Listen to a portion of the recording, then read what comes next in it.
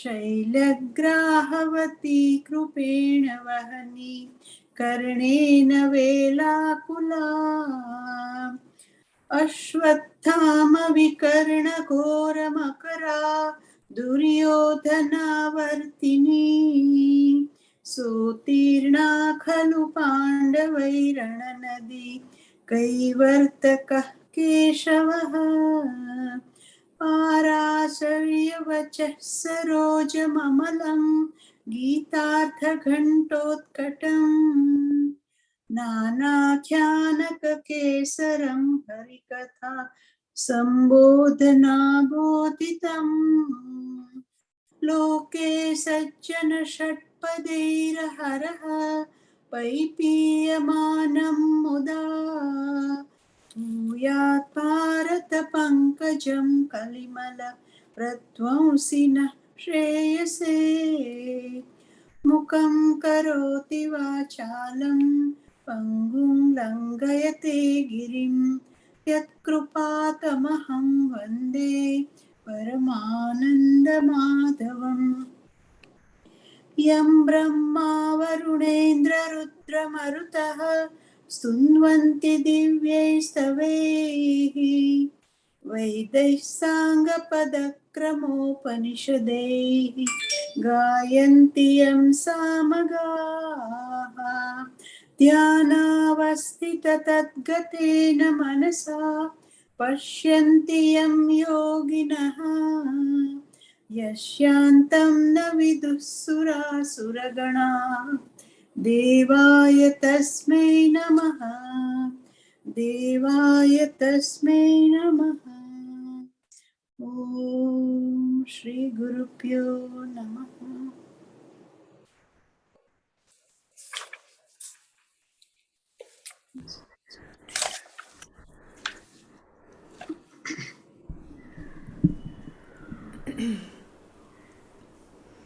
ॐ नारायणः परो व्यक्तात् अण्डमव्ययसम्भवम् अण्डस्यान्तस्त्विमे लोकाः सप्तद्वीपा च मेदिनी ॐ सहनाववतु सहनौ भुनक्तु सह वीर्यङ्करवावहै तेजस्विनावधीतमस्तु मा विद्विषावहै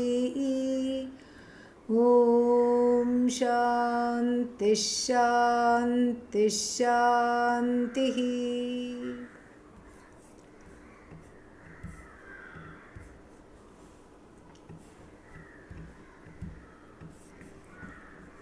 Verse number 17.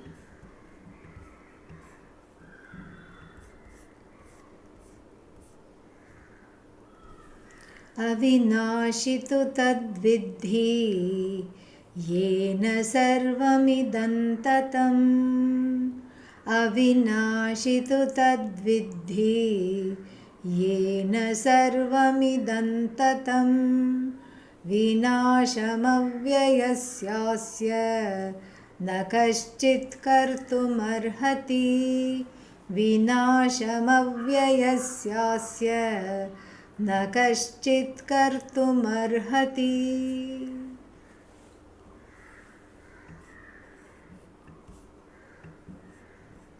Avinashi.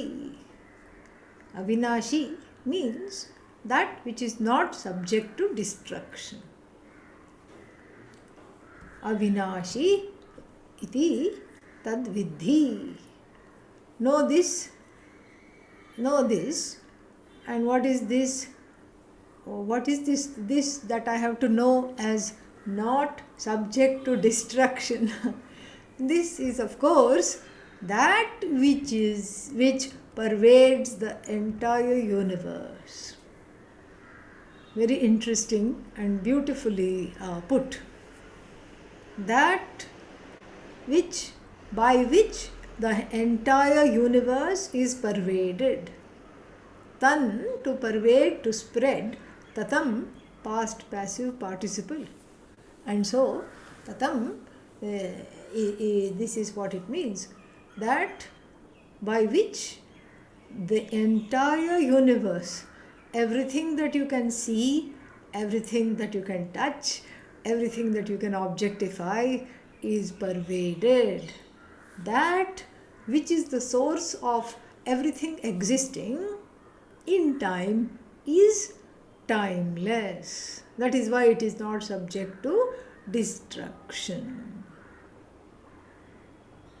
That is not, it's not subject to destruction. Why? Because it is timeless. And that it happens to be you. And in Sanskrit grammar there is one expression, ti lopa. I mean, it's some kind of a technical expression. This is neither the time nor the place to go here. But here, if we change it to English, so in it, if there is, literally speaking, the lopa of the letter T, then what is left? I. That is what it is. That I alone is Avinashi. Oh, but then I look in the mirror and there are so many wrinkles, and more than yesterday. There are shopping bags under the eyes. One teenager told me this, new expression, shopping bags under the eyes. Well, what you're looking at is not you. Oh, but I thought I was looking at myself. No. What you're looking at is the body. And if you say I'm aging, why? Give me a reason. Why you say I'm aging, I'm getting destroyed? Because my mind doesn't function well. What you are objectifying is the mind. I don't see very well. When people need glasses only because the hand goes only this far. So first they go like this, then they go like this, then they go like this, then they go like this, then the hand is, you cannot go, then they go and get a pair of glasses. So that the eyes cannot see very well that which you are objectifying here is what? Is not the Atma, which is Avinashi, not the Atma, which is not subject to destruction at all. You are objectifying the mind. The question is, who is the objectifier? Oh, I know, that's the ego, the ahankara. Well, you can also objectify the ahankara.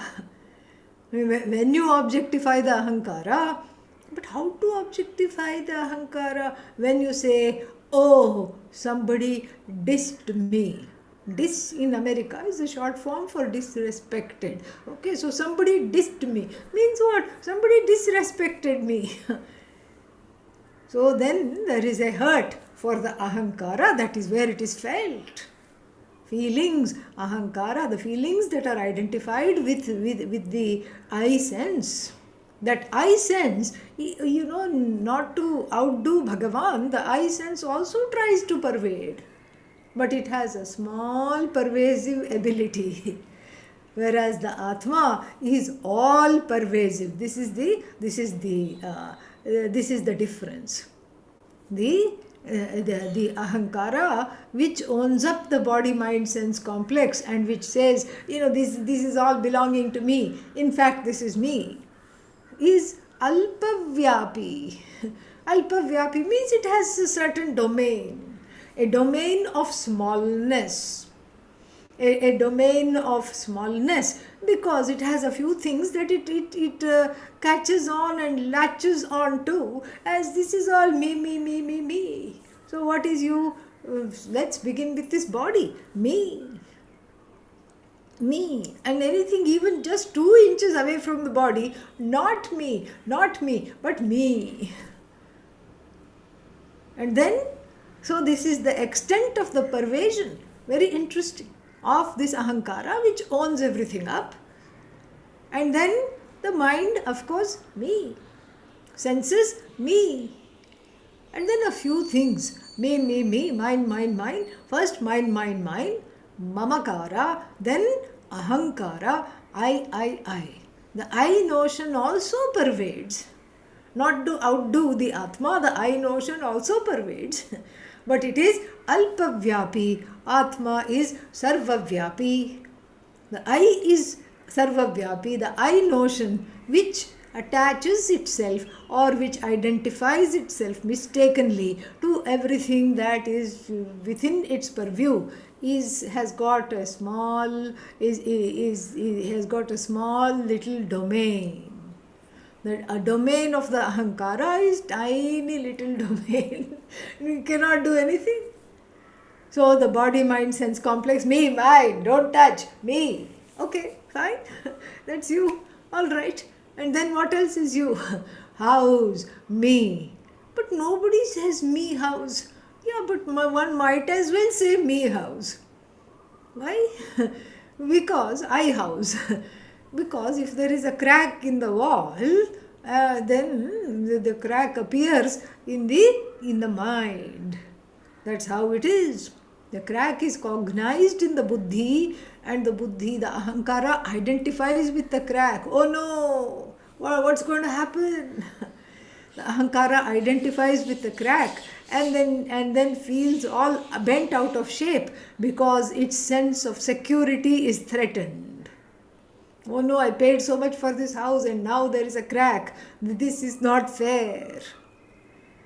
Now I have to get it repaired. What if it falls down? Because we see so much in the news. Suddenly the whole building collapses and nobody knew that there was something wrong with it. And so like this, it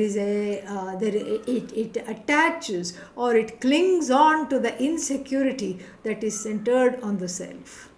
And in order to alleviate the insecurity, this ahankara, the I notion centered on this body, mind, sense complex, tries to get a few things with itself in order to ward off that insecurity by accumulating things, accumulating a sense of security by having things, by accomplishing certain tasks and having some goals. Not that having goals is wrong, but then depending on those goals for a sense of well-being, that is what we are talking about. That at best is very iffy. Because as soon as that goal is accomplished, then do you feel accomplished? No. You go on to the next goal and the next goal and the next goal. Everybody has some goal, achieving which there is no contentment. After that, something else is on the horizon. That itself shows that one is not interested in the goal for the sake of the goal. The goal becomes a nimitta, an excuse, a reason for trying to make the self secure. This is a moot, this is a useless quest, trying to make the self secure. Either way. Because, either way means what? Because if the I is insecure swarupena, by its nature it is insecure, then what can you do? No matter what you do, you cannot make something insecure secure. Never. So that is gone. That option is gone. So let us entertain the possibility that the self is by nature insecure.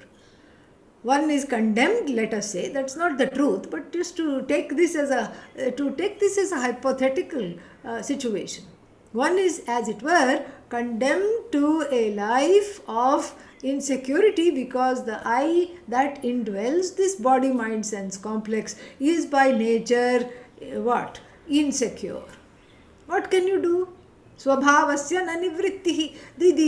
That which you call swarupa or swabhava na vyabhicharati. There is no freedom from that. And so then what?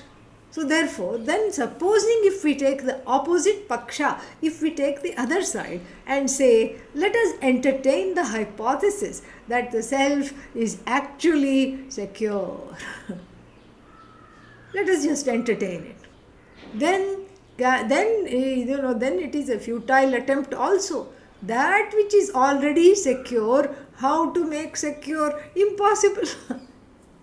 If the self is already secure, no matter what you do, it's not going to, it's like adding, wrapping infinity in a blanket. How are you going to do that? adding something to infinity in a way that it matters. Doesn't matter. No matter what you do, it's not going to change. Infinity is without limits, it is whole, and then you add, infinity plus 10, still infinity. This is what this is exactly where one finds oneself at this particular point of the teaching in the Bhagavad Gita. Two things, verses 17 and 18 are going to point us in the direction which is going to be a recurrent theme throughout. And so two themes are there. The first theme is that to recognize that there is something that is there in the universe that is not subject to destruction. Avinashi tu tad vidhi, yena sarvam idam tatam. And this yena sarvam idam tatam, this particular phrase is used at least twice in the Bhagavad Gita. The same phrase appears in the 46th verse of the 18th chapter. Yatah pravrittir bhutanam yena sarvam idam tatam swakarmana tam abhyarchya siddhim vindati manavaha. So towards the close of the teaching, Bhagavan Krishna comes back to this particular phrase, which Arjuna has already been taught and which needs to be recalled, which needs to be emphasized, underscored. So you can understand the importance of this phrase because of its repetition. At the beginning of the teaching in chapter 2 and at the end of the teaching in chapter 18, the fact that it is reiterated says something about this phrase. Yena, by which presence, by which conscious, never-ending presence, by which limitless, conscious presence, Satchidananda, everything is pervaded. What is this pervaded? Pervaded means what? It's a nice English word, pervaded, for tatam. But what does it actually mean? Just like the clay pervades the pot. When you look at the pot, it's very difficult to say where is the clay. In fact, the easier question is, where is clay not? Where is clay not? That's easier. Then you can say, nowhere is the presence of clay not there, double negative. Meaning, the presence of clay is there at all time and everywhere, with regard to the pot. So, the clay pervades the pot, and in fact, without clay there is no pot. So the pervasion here, the word pervasion, the word tatam here has two different meanings. The first meaning, two related meanings, not different meanings, two related meanings. The first thing is that it gives its being. That is the only being, and it, like the clay has its own being, and it's lending its beingness to the pot, allowing the pot to take on the epithet of clay, like in clay pot. It allows the pot to be called clay pot. Actually, it is pot clay because when you say clay pot, the pot becomes the substantive language-wise and clay becomes the visheshana, adjective to the pot. Is that really true?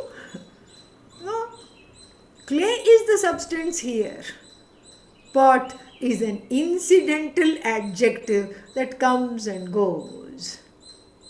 Because that clay is sarvavyapi, is all pervasive, pervades pot number 1, pervades pot number 2, pot number 3, but can pervade an infinite number of pots without undergoing any change at all. No change. Can pervade all the pots at once. And why only pots? It can pervade lid, it can pervade figurines, it can pervade sharaba, jug, it can pervade clay plates. And sometimes you make a stove out of clay, chulha, it can pervade that. It can pervade so many things. And so the clay here, with reference to the pot, becomes all pervasive. The whole the earthenware world is pervaded by that which is free of any particular name and form. And then this is the first thing we have to understand with the word pervade. And then the second thing is that none of the names and forms are free of that which pervades it. Because the names and forms in the universe come alive, are animated, shine as objects, become meaningful and useful in the form of the empirical reality, the vyavaharika satta that surrounds us, starting with our own bodies. It becomes useful, it shines as something that is to be understood, something that is useful, something that is meaningful because of the presence of that which is all pervasive. And one more thing, a related thing, is that that which is all pervasive does not lose weight in trying to pervade the whole universe. If you take one spoon of jam, and then you have one slice of bread, and then you take a knife, and then you spread the jam.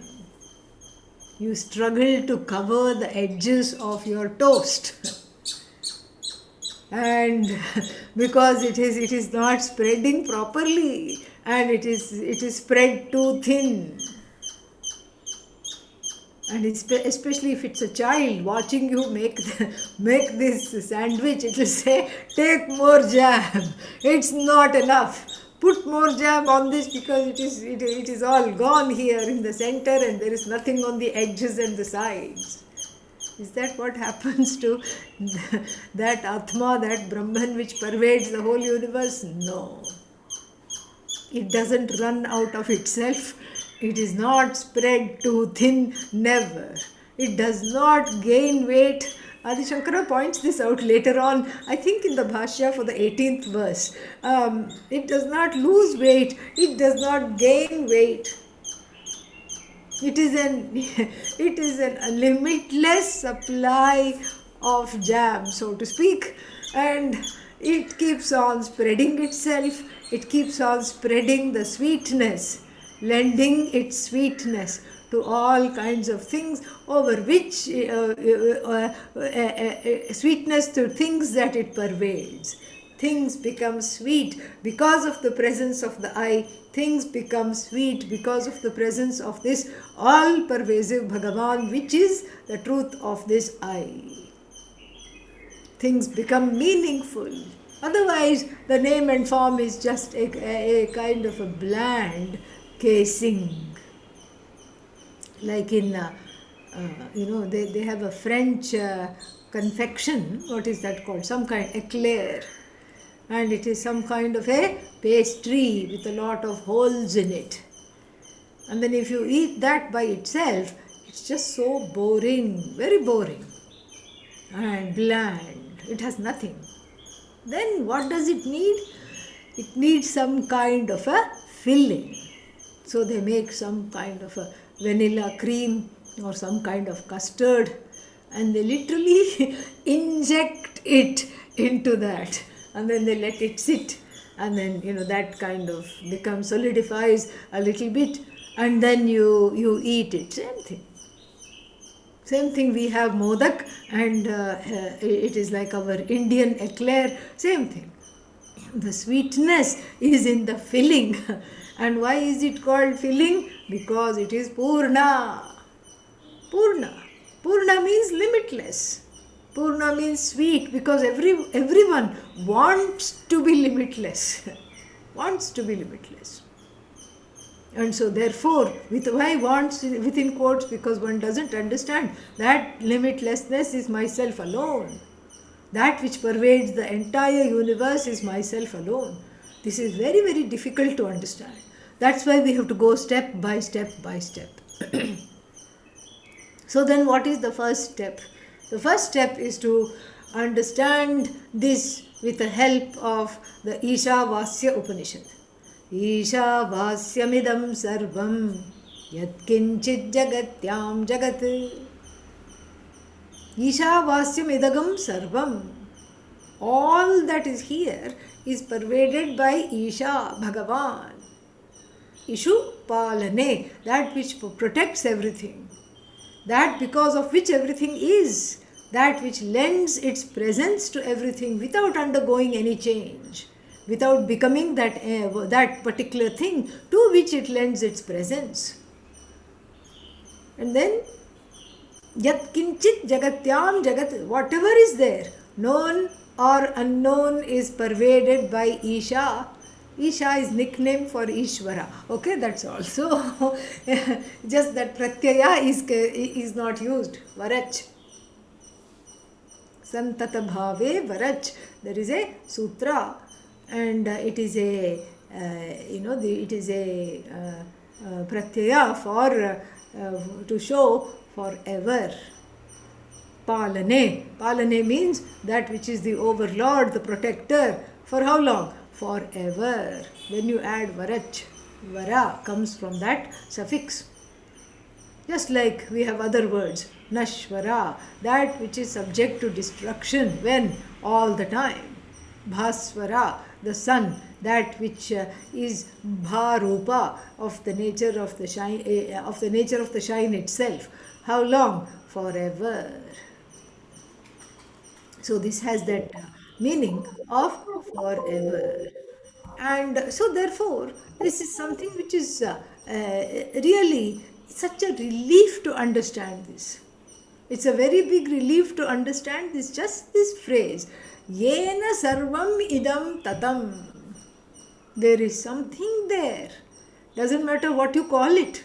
And here we are calling it Ishvara. That Ishvara pervades this entire universe of all names and forms.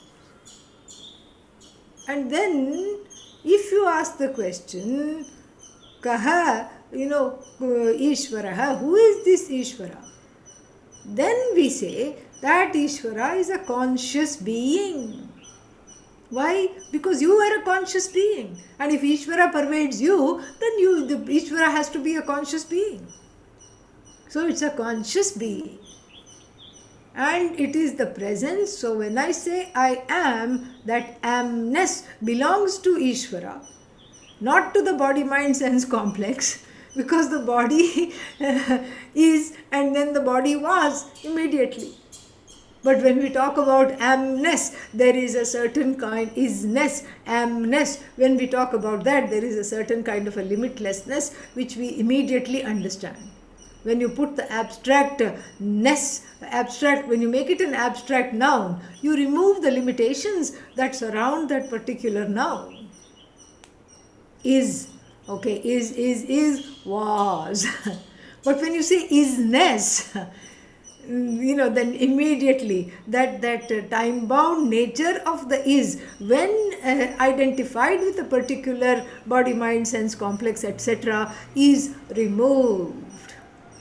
When you say amness, it's very evident that we are not talking of the body, mind, sense complex. And then, so then again, beingness. Again, when you add the word ness, it in English, it converts it from vachyartha to lakshyartha. Really. That's what it does. And so, vachyartha means the direct meaning of a word. Vachyartha. So what is the well-known meaning of the word? The direct implication. So is means what? Right now it is, tomorrow gone. Here today, gone tomorrow. That is our understanding of is. But then when we put isness, then we can say it is the is that never becomes was and then it is because of its presence everything can say is. This is called lakshyartha, the indirect meaning. So the best way to do this in English is to add the abstract noun suffix ness. That is, we have an English pratyaya called ness. Okay, yeah. Isness, amness, beingness. And so this is something which we have to assimilate while understanding this particular these verses. And so yena sarvam idam tatam. So this idam, what is this idam? Idam here always refers to the Jagat, because it is right here and it is objectifiable. And what is this Jagat? What comprises the Jagat? The Jagat starts with your own body. Oh, no, the Jagat is out there. No. The Jagat starts with your own body. But why do you say that? Because the one criterion for saying that something belongs to the Jagat should be that it is objectifiable. Is the body objectifiable? Check. Is the mind objectifiable? Check. You put a right mark everywhere and then you know that this is what we are talking about. Check. Body is an object of my awareness. Mind, object of my awareness. What is this object of awareness? Evident to me. Evident to me. And if it's evident to me, then I'm not it. It is me, of course, but I'm not it. That inner separation is what is important to see here. Whatever I objectify comes under the category Jagat. You can put it under Jagat. But what about time? Can you objectify time? Well, I don't know. Supposing you're waiting for a friend in a cafe and the friend is late. And then finally the friend shows up. And then what do you say? You blurt out without needing to look at the watch or at the cell phone. You say, what happened? I was getting concerned. You are rarely late and today you came 15 minutes late. You know that time has passed. You know that your friend was 15 minutes late without looking at the watch, and then when you look at the watch, you are surprised that you were correct. How come I was correct? Oh, 15 minutes late. Wonderful. I could do this. It's the same mechanism. It's that same sakshita, that witnessing which allows you to wake up when there is something important, some important appointment you have, and it allows you to wake up at 5 in the morning. You keep the alarm, yes, but there is an internal alarm, internal clock that is observed somehow to awaken you. So time is also an object that is evident to you through a witnessing. Space is also an object that is evident to you. And then what else is left? What about you? That's the only thing that's left. Oh, who is the I evident to? You. You are evident to you. That is what we call self-evident. You are evident to you. Time is evident to you. Space is evident to you. Everything becomes evident to you. But you don't need to have another force to which you become evident. And so therefore, when we say, Yena sarvam idam tatam, by which, Yena means by which all this is pervaded. And what is this by which? What is the nature of this by which? That by which is that which is present. By that presence, that which is present all the time, limitlessly present, and that which is conscious of itself and everything around it, everything becomes evident to it. So that presence which is limitless and to which everything becomes evident, that conscious limitless presence is that by which. And so what are you? I am conscious. And if you say I am limitless, I will take your word for it. I will take my word for it. Plug into your own craving. Where is the yearning? To be there forever. The yearning is forever. The yearning is not to get married, but because there is that some kind of a conflation between marriage and forever. A mistake that one realizes very quickly, that this is not forever. This is not forever. But still there is that conflation.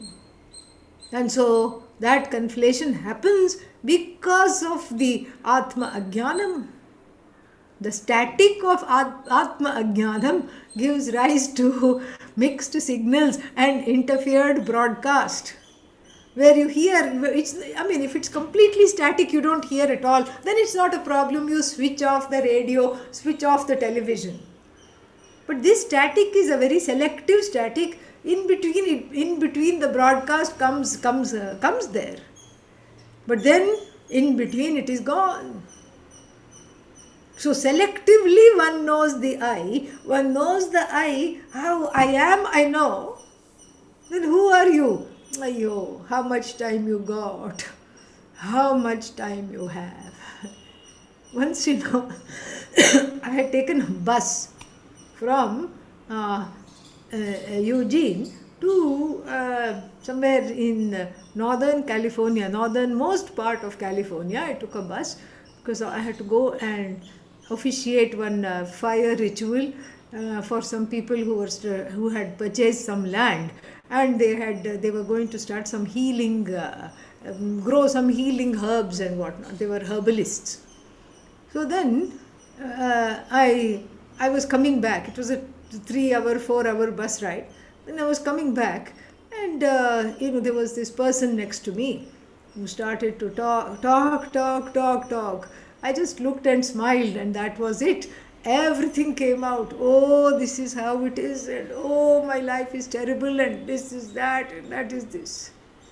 And then one phone call came of the people who were going to meet me at this bus stop in Eugene, and they said, okay, we are here ready.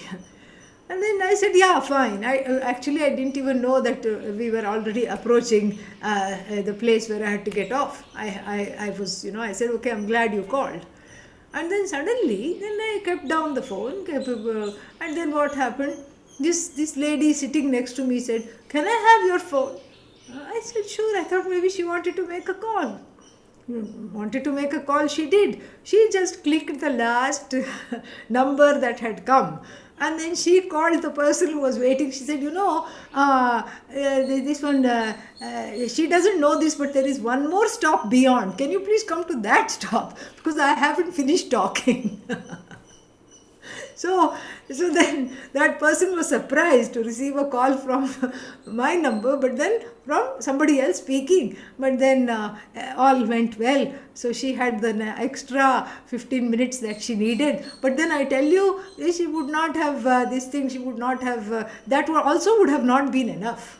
Then, one might have said, come to the next town, Springfield, come to Portland, come to Seattle, maybe that's where the bus was headed. And so like this, it's never enough.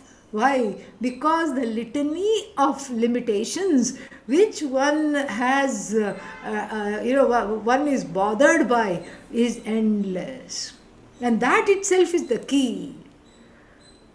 That there are limitations is not the issue here. That I am bothered by the limitations gives an understanding that the craving is to be limitless. Any limitations one is bothered by. Everybody wants to be their own boss. Nobody should tell me anything.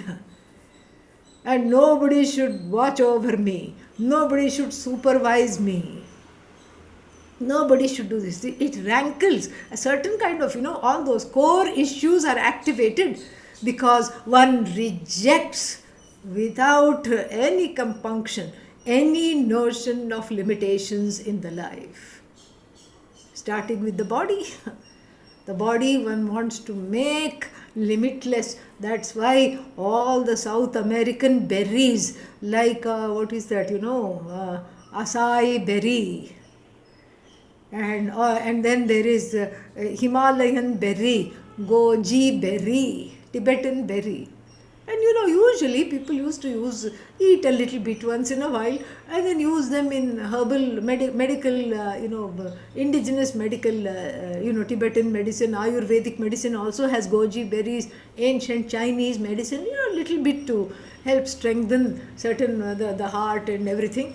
But now what has happened is people eat bagfuls of them and then therefore leading to over harvesting.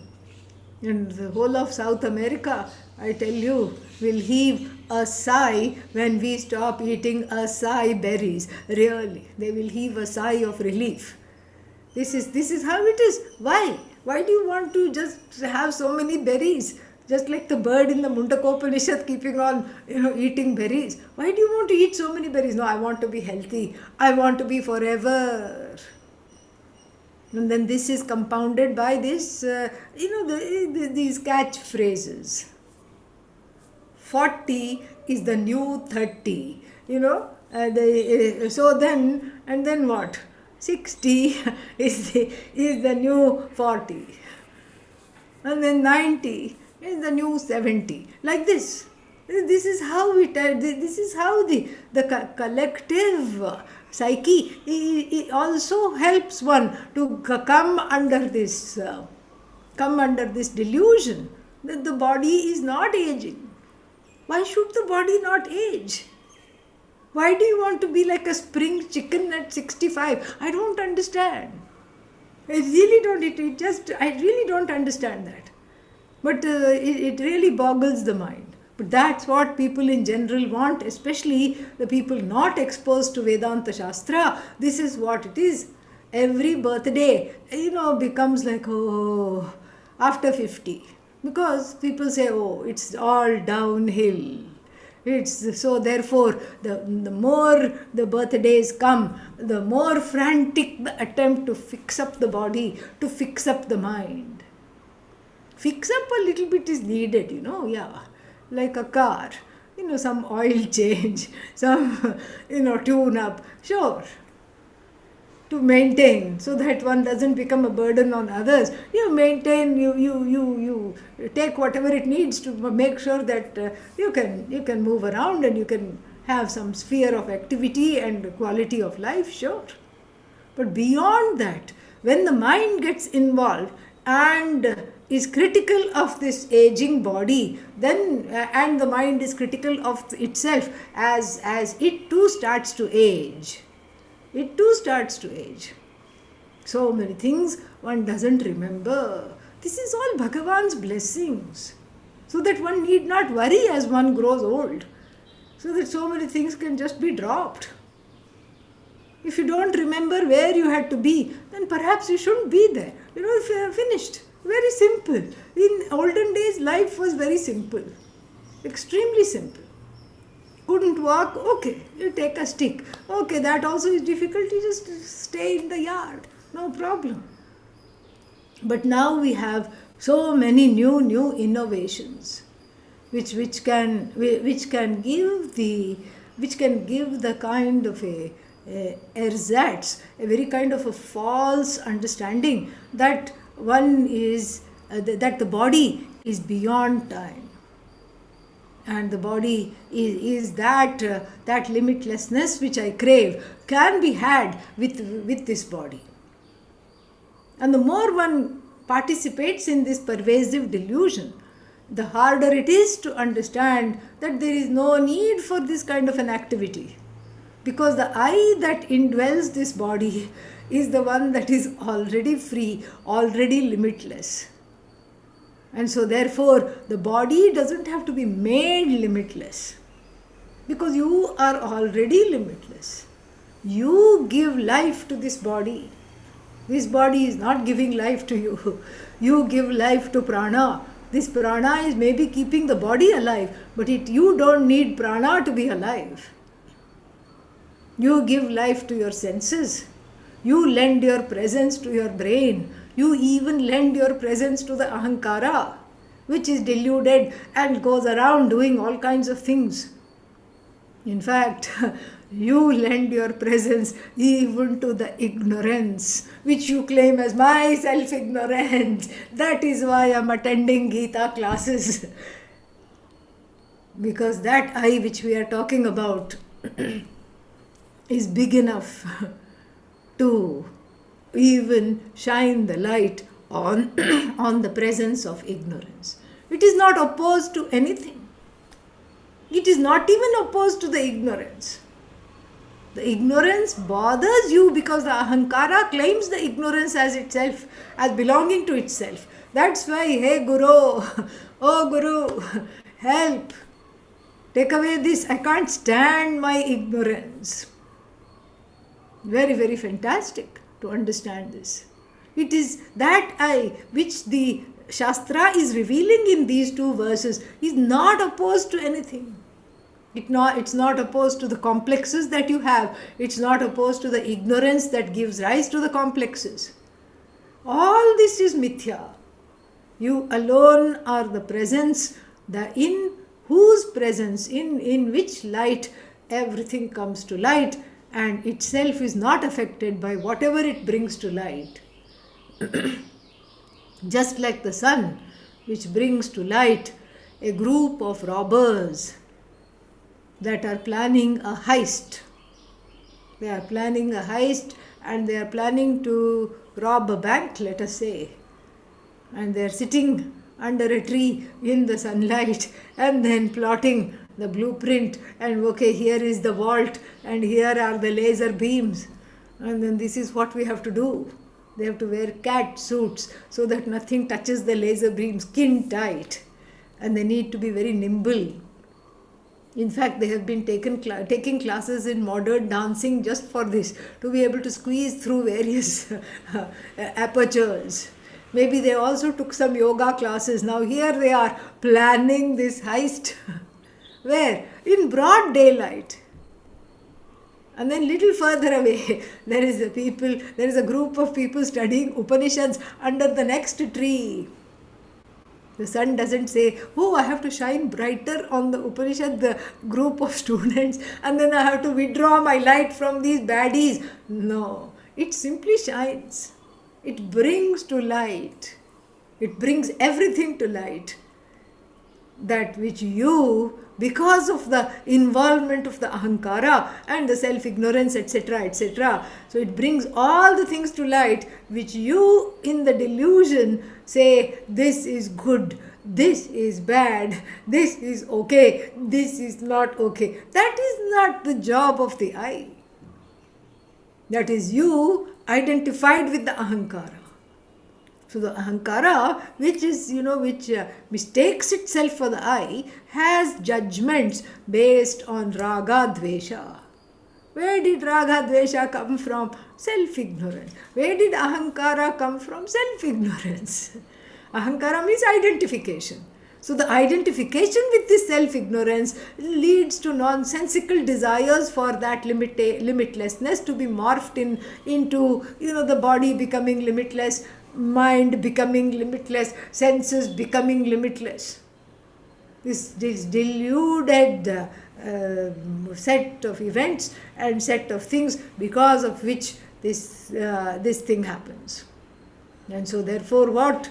Therefore one is told here to de-link this I from that which is identified with everything that is finite, to understand that presence because of which everything is objectified in my life is the one that is free, is the one that is whole. is the one that does not require anything else for itself to be. It's not dependent on anything else. Unlike the ahankara identified with the body, mind, sense complex. So, how many eyes are there? Well, if you're talking of these, there are two eyes. But if you're talking about the eye, there is only one. One eye. Like the sun, it broadcasts, it brings to light all the complexes, all the wrong identifications. So one eye alone is. How to connect to that eye? Just observe. Observe everything that is not I, and understand that the I, which is self-revealing, doesn't need another force to reveal it. And that is what pervades the entire universe. There are a few things we can say about the I, which is Sat, which is the presence. So when you say something is, that is the presence of the I. Is, that's I, existence. Anything that exists, even time and space, is because of the presence of the I. What do you mean because of the presence of the I? Just like pot and clay. Because of the presence of the clay, pot exists. Because of the presence of the I, time exists. But what does that mean? In my awareness, time comes to light. In my awareness, other bodies come to light. In my awareness, my own body comes to light. In my awareness, all my complexes come to light. All things that this light of all lights, which is the I, which recognizes, without undergoing any change. That's the second thing we can say about this I. It's not just a presence, it's a conscious presence. It is eminently conscious of itself, effortlessly conscious of itself, and everything else it is conscious of, everything else becomes evident to it. It is self-evident. So now we know two things about this I. A, it is a presence. B, it is a conscious presence. And one more, C, it's a conscious presence that never ever comes to an end. A never-ending conscious presence. In other words, a limitlessly conscious presence. Seen from the standpoint of the I as presence, we call it Sat, existence. Seen from the standpoint of the I as a conscious being, we call it Chit, knowledge.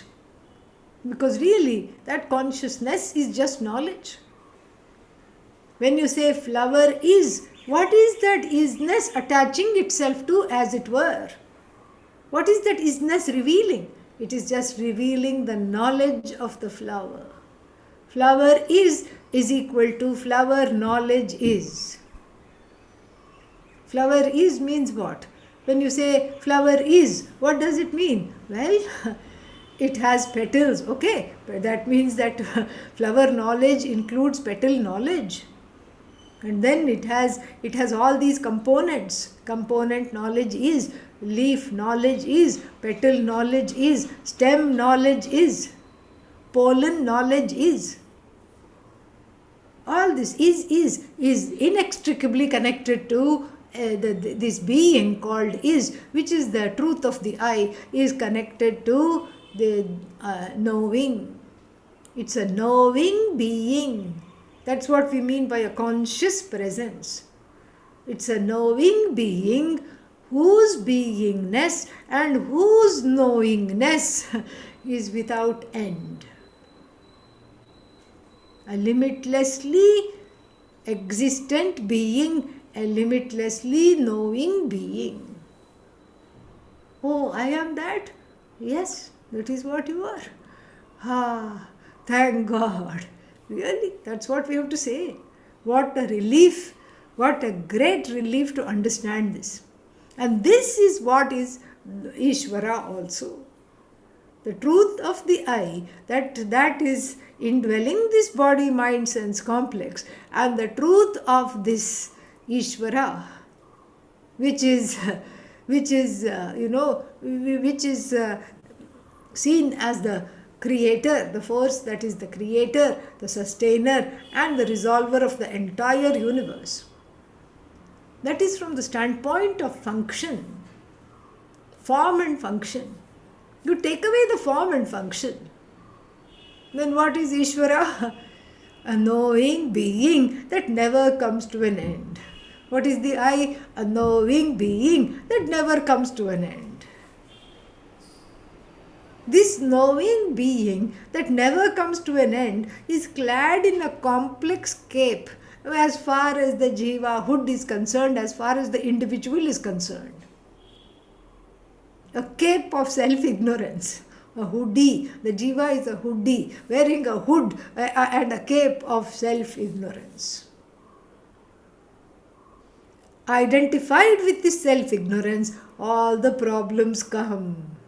I don't have time, I don't have space, and for that matter, I also don't have money, and I don't have this, I don't have that, don't have, lack. And then if you say lack, then it becomes lackluster life, and then that's what it is. That's what one mistakens oneself to be, because the I is partially known, like even a quote-unquote snake sitting in the grass. The snake is seen when? At twilight, when something is there lying lying in a round shape, and it is coiled, or it has three bends, it is lying there in the grass. You say snake, but then with the light of knowledge, you know it to be rope, or perhaps a hose pipe that you forgot to put away. Same thing. With the light of the knowledge of the Gita Shastra, you know this I that is associated with the body, mind, sense complex to not be an object for sorrow, to not be the subject matter of confusion, conflict, sorrow, fear, jealousy, anger, nothing. You know that with the light of the Shastra, because the I is only partially known. Half knowledge, they say, is dangerous. So the half-baked knowledge concerning the I is leading to sorrow. Why do you say half knowledge? Because you only know the I as I am. I exist. I am evident. But what is the nature of this evident I? You don't know. You don't know that yena sarvam idam tatam. You don't know that this I pervades the whole universe. Because without your presence, nothing can come to light. No discoveries, no new discoveries that we can read in the news come to light. Nothing comes to light without the presence of this I. And the I need not have another conscious being to make itself present. It is self-present, self-evident. And so this I is, as it were, identified with the self-ignorance and thereby with the body-mind sense complex. And what is this Ishvara? Note that Ishvara also begins with the word, with the letter I, okay? Yeah. Ishvara is also I, begins with the I, and then this I, what is this Ishvara? Ishvara is that same knowing being that never comes to an end, invested with a form and function. Invested with the function of bringing this whole universe to a manifest state, and taking care of this universe and resolving its universe when the karmas of the jiva are over for now. They have reached a certain culmination for now. That is what is Ishvara. That Ishvara, if you take away, if you strip Ishvara of the function of taking care of the universe, manifesting this universe, that Ishvara is just that conscious being. Ishvara is also wearing a hood, a cape. What kind of a cape? A cape of all knowing, all glory, everything. A cape lined with galaxies and various planets, stars. That is the border of the cape. Oh, I also want a border for my cape, says the Jiva. All right. You can have some tears, teardrops as the border of your cape. Why? Because that's what you're self identified with. You're identified with the tears. You're identified with the fears. That's what it is. No, but who made this stupid cape? Yeah, we have a seamstress called Maya. Very skilled seamstress. Aghatita ghatana patiyasi Maya. Patiyasi means very skilled. Patu, you know, that, what is that? Comparative superlative. We can say, we can use the suffixes tara and tama, or you can, use the suffixes iasun or ishtan. So this is so here that second, the latter set of affixes we have to see. So patiyasi means she's extremely skilled, clever. Clever at what? Aghatita ghatana. That which hasn't occurred, she says has occurred. Like what? Like you are as good as the body, this notion has occurred. But it is really impossible. How can this I, which pervades the entire universe, mistake myself to be this body? Well, this error has happened. Aghatita ghatana. Why? Because of this seamstress who sews the robes for all the jivas in the form of the material cause of this universe. And you say, shall I bring the fabric? No, no, no, we have plenty of fabrics, don't bring. Just come and, take your, take your clothing. Just come and take your clothing and then hope you're happy. Some small adjustments will be there. I can make it, no problem. I can take the hemline up and, you also want a star like Ishvara? Okay, we can put a little star we can put. A promotion in your job, we can handle that, no problem. And then, Maya goes and talks to Chitragupta, the lord of karma. Does this person, does she or he deserve a star? Yeah, some punya is there. Okay, all right.